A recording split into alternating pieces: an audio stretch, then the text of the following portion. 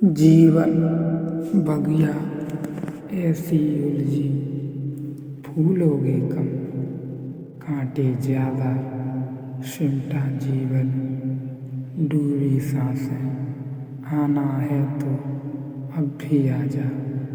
यदि आपने अभी तक अंतिम अध्याय नहीं देखा है तो कृपया करके अंतिम अध्याय देखें, उसके बाद ही इस अध्याय में प्रवेश करें। बिना अंतिम अध्याय देखे इस अध्याय को समझ पाना करीब मुश्किल है। यह सूत्र ठीक बुद्ध की अनात्मा की समतुल्य हो गया।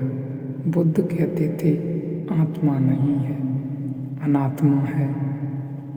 इसी वजह से बुद्ध को बड़ी तकलीफ हुई इस भूमि में जड़ें फैलाने में।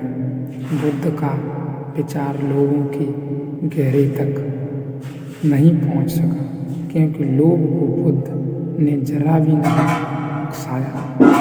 महावीर की बात सुनकर लोभ पैदा हो सकता है। महावीर का हाथ न भी हो तो भी महावीर कहते हैं मोक्ष में तुम रहोगे, शुद्ध बुद्ध चैतन्य की स्थिति में रहोगे। सुनने वाला आदमी समझता है कि अच्छा मैं रहूँगा। महावीर और उसके बीच चूक हो गई। कहीं महावीर कहते हैं शुद्ध बुद्ध नित्य तुम रहोगे। तुम जिसकी बात कर रहे हो उस तुम का कोई पता नहीं। यह सोचता है बड़ा अच्छा, तो हम रहेंगे तो मैं बचूंगा, और इस मैं में उसका वही जो उसने इकट्ठा किया है वही बोल रहा होता है, जो उसने अंदर इकट्ठा किया हुआ है। वह कहता है तब तक कोई बात नहीं, कोई फिक्र नहीं। अगर यह मकान भी छूट गया तो कोई हर्ज नहीं, यह धन भी छूट गया तो कोई हर्ज नहीं, यह देह भी गिर जाएगी कोई हर्ज नहीं, लेकिन मैं तो रहूँगा। और यह जो मैं है यह उसी सब का जोड़ है, मकान, धन, देह। बुद्ध ने कहा तुम बिल्कुल नहीं रहोगे, और कुछ भी रहे तुम बिल्कुल नहीं रहोगे। लोभी मन को बिल्कुल नहीं जची यह बात। उसने कहा यह भी कोई बात हुई, सब खो दें और मिले कुछ भी नहीं तो अनित्य अहंकार में भी बुराई क्या है।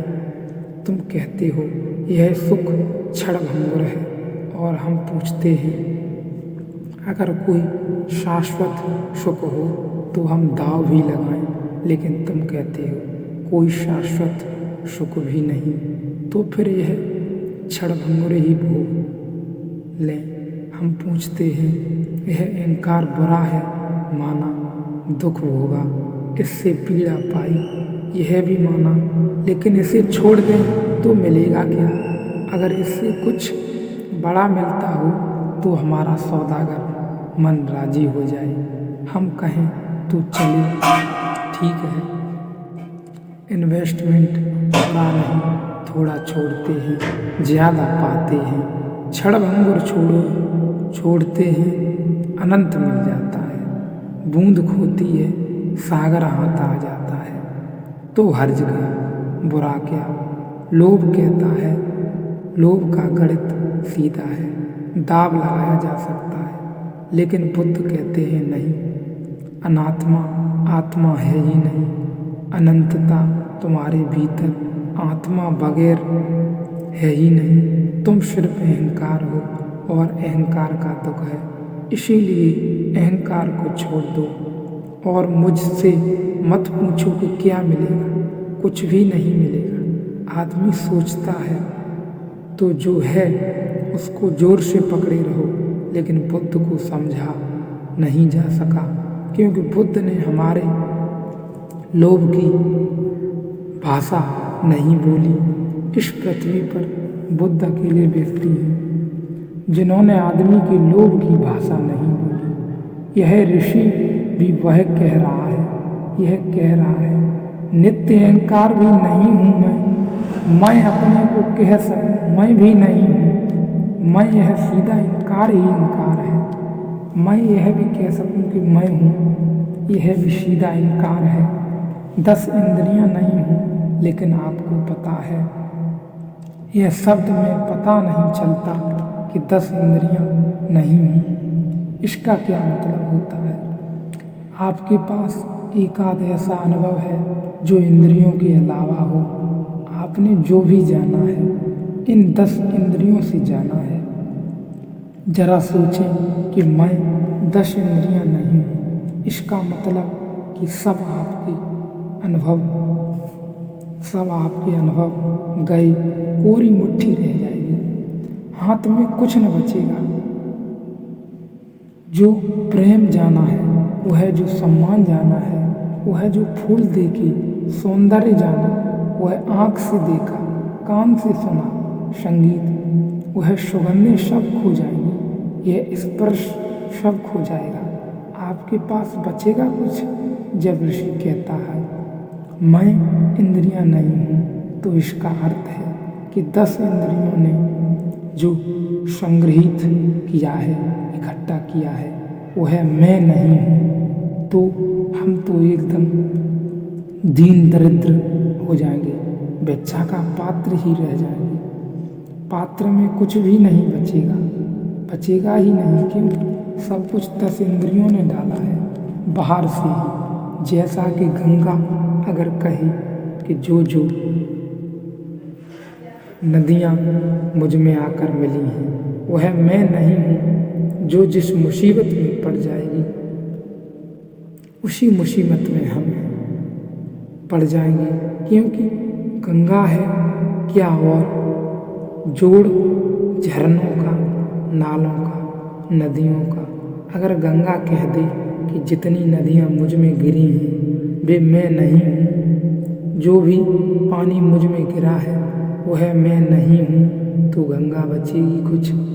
एक सूखा रेगिस्तान रह जाएगा। हम भी उन नदियों के जोड़ हैं जो इंद्रियों ने हम तक पहुँचाए हैं। इंद्रिय ने रसधार हम में डाली है, आँख ने दर्शन डाला है, कान ने श्रवण डाला है, स्वाद ने स्वाद डाला है। हम उस सब का जोड़ हैं। कांटे एक एक इंद्रिय को अलग करें, पैर से जो यात्राएं की हैं, आपने हाथों से जो उपलब्धियां की हैं, आपने शब्दों से जो कहा है, सुना है, सब खो जाएगा। बचेगा क्या? भीतर और ऋषि कहता है 10 इंद्रियों में नहीं है, लेकिन फिर भी मन में ऐसा हो सकता है कि समझो कुछ भी नहीं बचेगा, तो भी इतनी बुद्धि तो बचेगी कि कुछ भी नहीं बचा। ऋषि कहता है मैं बुद्धि भी नहीं हूँ। क्यों? यह बड़ी अद्भुत बात है कि मैं बुद्धि भी नहीं हूँ और सब चीज़ों से इनकार करना समझ में आता है। इंद्रियों से इनकार में बड़ी कठिनाई नहीं दिखाई पड़ती, क्योंकि इंद्रियां शरीर का हिस्सा है, लेकिन बुद्धि, विचार, मन ये तो भीतर और पार है, भीतर भी है और पार है। लेकिन बुद्धि वस्तुतः स्वयं के भीतर जो चैतन्य है, उसके और बाहर के जगत में जो विस्तार जगत का है, उसके बीच संघर्ष से पैदा होती है बुद्धि। एक संघर्ष उत्पन्न व्यवस्था है।